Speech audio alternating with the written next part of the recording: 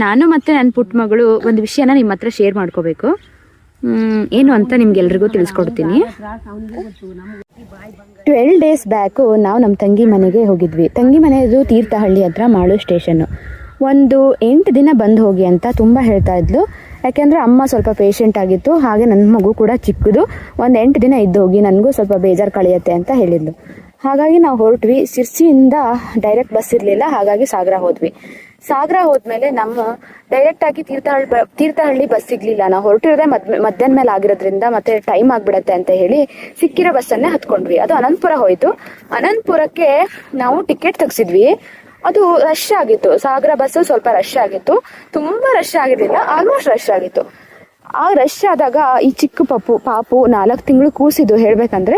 ಹಾಗೆ ನಮ್ಮಮ್ಮ ಕೂಡ ಪೇಷಂಟು, ನಮ್ಮ ಜೊತೆ ನಮ್ಮ ತಂಗಿ ಕೂಡ, ನಮ್ಮ ಚಿಕ್ಕಮ್ಮನ ಮಗಳು ಕೂಡ ಬಂದಿದ್ಲು. ಹಾಗೆ ಬಂದಾಗ ಒಬ್ಬರು ಸೀಟ್ ಬಿಟ್ಕೊಡ್ಲಿಲ್ಲ. ಅಲ್ಲಿ ಜೆಂಟ್ಸು, ಲೇಡೀಸು, ಹಾಗೆ ಬಾಯ್ಸು ಎಲ್ಲರೂ ಇದ್ದರು, ಒಬ್ಬರು ಕೂಡ ಬಿಟ್ಕೊಡ್ಲಿಲ್ಲ. ಆಯಿತು, ಬಾಯ್ಸ್ ಅಂತೂ ಜೆಂಟ್ಸು ಬಾಯ್ಸು ಬೇಡ, ಬಿಕಾಸ್ ಅವರಿಗೆ ಫ್ರೀ ಬಸ್ ಇಲ್ಲ, ದುಡ್ಡು ಕೊಡ್ತಾರೆ, ಹಾಗಾಗಿ ಕುತ್ಕೋಬೇಕು ಅನ್ನೋದು ಅವ್ರ ಮನಸ್ಸಲ್ಲಿ ಇರಬಹುದು. ಹಾಗಂತ ಹೇಳಿ ಅಲ್ಲಿರೋ ಹೆಂಗಸರಾದರೂ ಕೂಡ ನನ್ನ ಪಾಪುನ ಹೆಚ್ಕೋತೀವಿ, ನೀವು ನಿಂತ್ಕೊಳ್ಳಿ ಅಂತ ಹೇಳಿ ಒಬ್ಬರು ಕೂಡ ಮುಂದೆ ಬರಲಿಲ್ಲ. ನಾವೇ ಒಬ್ರಿಗೆ ಹೇಳಿದ್ವಿ ಪಾಪುನ ಸ್ವಲ್ಪ ಹೆಚ್ಕೊಳ್ಳಿ ಅಂತ. ಅವರೇನೋ ಬೇರೆ ರೀಸನ್ ಹೇಳಿದರು. ಸರಿ ಬಿಡಿ ಬೇಡ ಅಂತ ಹೇಳಿ ಸುಮಾರು ಹೊತ್ತು ನಿಂತ್ಕೊಂಡ್ವಿ, ಒಂದು 5-10 ನಿಮಿಷ ನಿಂತ್ಕೊಂಡ್ವಿ. ಅಲ್ಲಿ ಯಾರು ಕೂಡ, ಅಲ್ಲಿರೋ ಕಂಡಕ್ಟ್ರು ಕೂಡ ಚಿಕ್ಕ ಪಾಪು ಇದೆ, ಒಂದು ಸೀಟ್ ಬಿಟ್ಕೊಡಿ ಅಂತ ಕೂಡ ಅವ್ರ ಬಾಯಲ್ಲೂ ಬರಲಿಲ್ಲ. ಹಾಗಾಗಿ ನಮ್ಮಮ್ಮ ಡ್ರೈವರ್ ಹತ್ರ ಸ್ವಲ್ಪ ಸ್ಪೇಸ್ ಇರೋದ್ರಿಂದ ಅಲ್ಲಿ ಮುಂದೆಗಡೆ ನೆಲದ ಮೇಲೆ ಕೂತ್ಕೊಂಡ್ಲು. ಅಲ್ಲಿ ಬಸ್ ನೆಲದ ಮೇಲೆ ಕೂತ್ಕೊಂಡ್ಲು. ಅಲ್ಲಿ ಕೂತ್ಕೊಂಡಾಗ ಪಾಪು ಸಡನ್ನಾಗಿ ಅಳಕ್ಕೆ ಸ್ಟಾರ್ಟ್ ಮಾಡ್ತು. ಯಾಕೆ ಅಳಕ್ಕೆ ಸ್ಟಾರ್ಟ್ ಮಾಡ್ತು ಅಂದರೆ, ಪಾಪು ಫ್ರಂಟಲ್ಲೇ ಕೂತಿರೋದ್ರಿಂದ ಹಾರ್ನ್ ಹಾಕಿದಾಗ ಅದಕ್ಕೆ ಜೋರಾಗಿ ಕೇಳಿಸ್ತಲ್ಲ, ಸಡನ್ನಾಗಿ ಹೆದರ್ಕೊಂಡ್ಬಿಡ್ಲು ನನ್ನ ಮಗಳು.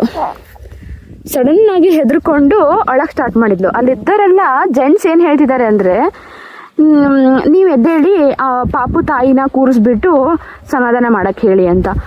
ಒಬ್ಬರು ಕೂಡ ಇಲ್ಲಿ ಬಂದು ಕೂತ್ಕೊಳ್ಳಿ ಅಮ್ಮ, ಪಾಪು ಅಳ್ತಾ ಇದೆ ಅಂತ ಹೇಳಿ ಅವ್ರ ಬಾಯಲ್ಲಿ ಬರಲಿಲ್ಲ. ಹಾಗೆ ನಮ್ಮಮ್ಮ ಪೇಷಂಟ್ ಆಗಿರೋದ್ರಿಂದ ನನಗೆ ಅಮ್ಮನ ಎದ್ದು ನಿಲ್ಸೋಕ್ಕೆ ಇಷ್ಟ ಆಗಲಿಲ್ಲ. ನಾನೇ ಎದ್ದು ನಿಂತ್ಕೊಂಡು ನಿಧಾನ ಪಾಪನ ಸಮಾಧಾನ ಮಾಡಿ ಮತ್ತೆ ಅಮ್ಮನ ಹತ್ರ ಕೊಟ್ಟೆ. ನಂಗೆ ಏನು ಅನ್ನಿಸ್ತು ಅಂದರೆ, ಯಪ್ಪ ಮಾನವೀಯತೆನೇ ಇಲ್ವಾ ನಮ್ಮದು ಕರ್ನಾಟಕದಲ್ಲಿ, ನಮ್ಮ ರಾಜ್ಯದಲ್ಲಿ ಅಂತಲೇ ಅನ್ನಿಸ್ತು ನನಗೆ ನಿಜ ಹೇಳಬೇಕಂದ್ರೆ. ಸಾರಿ, ಎಲ್ಲ ಕಡೆನೂ ಮಾನವೀಯತೆ ಅನ್ನೋದು ಸ್ವಲ್ಪ ಇರ್ಬೋದು, ಬಟ್ ನಮ್ಮ ಸಾಗರದಿಂದ ಹತ್ತಿರಂಥ ಜನರಲ್ಲಿ ನಿಜವಾಗ್ಲೂ ಒಂದು 0.000 ಅಷ್ಟು ಮಾನವೀಯತೆ ಇರಲಿಲ್ಲ. ಅಲ್ಲಿದ್ದವ್ರು ಯಾರು ಕೂಡ ಮುಂದೆ ಬಂದು ಪಾಪುನ್ನಾರು ಹೆಚ್ಕೋತೀವಿ ಕೊಡಿ ಅಂತ ಕೇಳಲಿಲ್ಲ.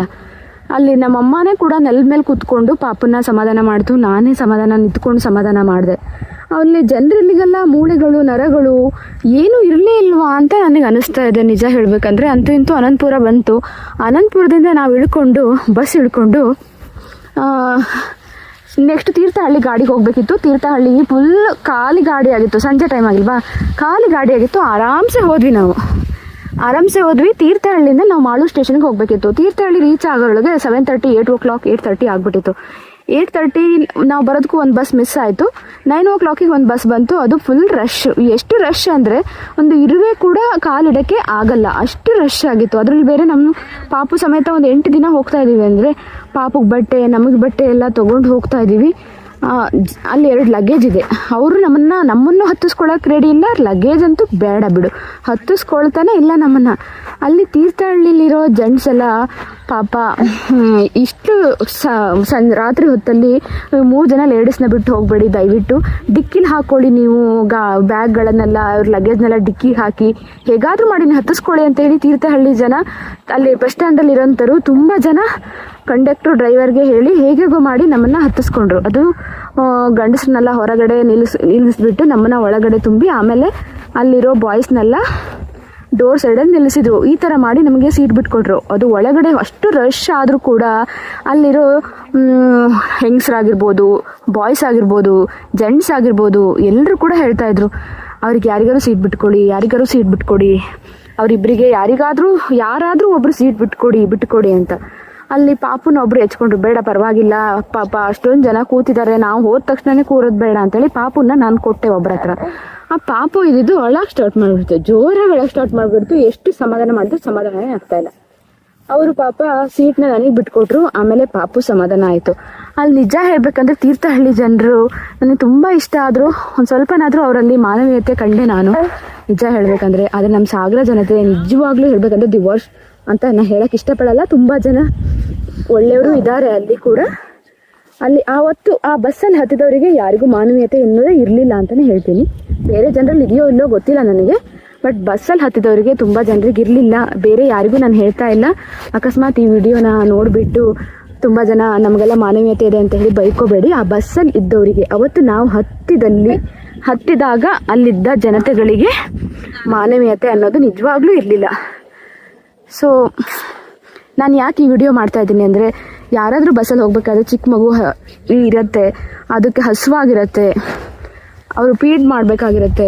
ಸೊ ಆ ಟೈಮಲ್ಲಿ ಅವರಿಗೆ ಸೀಟ್ ಬಿಟ್ಕೊಡಿ ಅಂತ ನಾನು ಹೇಳೋಕ್ಕೆ ಇಷ್ಟಪಡ್ತೀನಿ. ಅಕಸ್ಮಾತ್ ನಿಮ್ಮ ಹತ್ರ ಸೀಟ್ ಬಿಟ್ಕೊಡೋಕೆ ಆಗಲಿಲ್ಲ ಅಂದರೂ ಕೂಡ ಒಂದು ಪಾಪುನರು ಹೆಚ್ಕೋತೀವಿ ಕೊಡಿ ಅಂತ ಹೇಳಿ ಕನ್ಸರ್ನ್ಗಾದರೂ ಹೇಳಿ ನೀವು ಅಂತ ನಾನು ಹೇಳೋಕ್ಕೆ ಇಷ್ಟಪಡ್ತೀನಿ. Thank you so much.